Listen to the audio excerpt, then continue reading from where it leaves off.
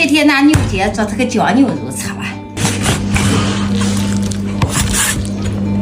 看看咱们家的牛腱的腱花，给它们切的碎点，里头放上点姜，着急的了，煮火进来下点面条，不用调汤汤了，不是吗？哎呀，这牛腱里头有筋，到底难吃。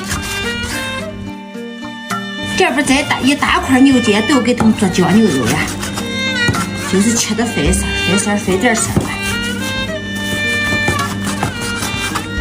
看它的筋膜小裂，它胳膊断了，看全是筋。吃完了，开煮。哎，肉也煮熟了，可煮烂了。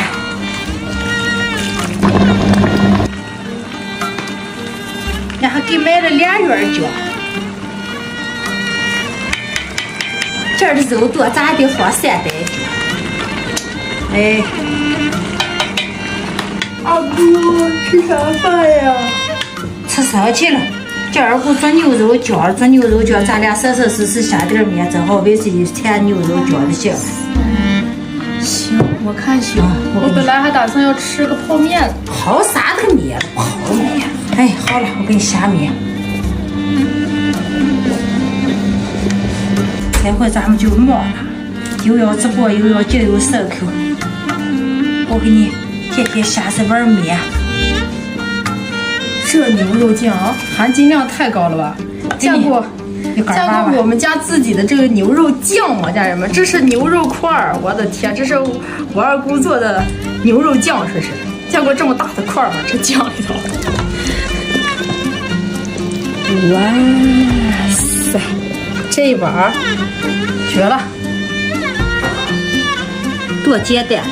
咱炒煮蟹块，抓上它点牛肉。做是它点牛肉酱，爱吃面条爱吃馒头了，挖上它一个碗吃吧。二姑要吐不？不要吐。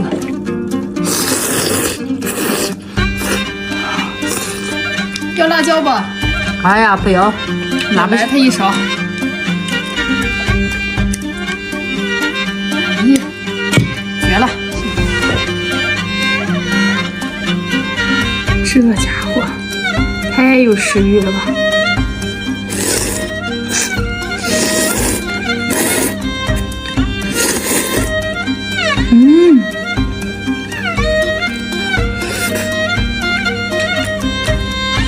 太香了！我忘叫你泡方便面，哎，不泡了，泡方便面就是个蒜花花。你还知道吃酸什么呢？我给你揪个蒜花瓜叫你吃。懂得还挺多。啊，我刷视频看见了吧？再来块面。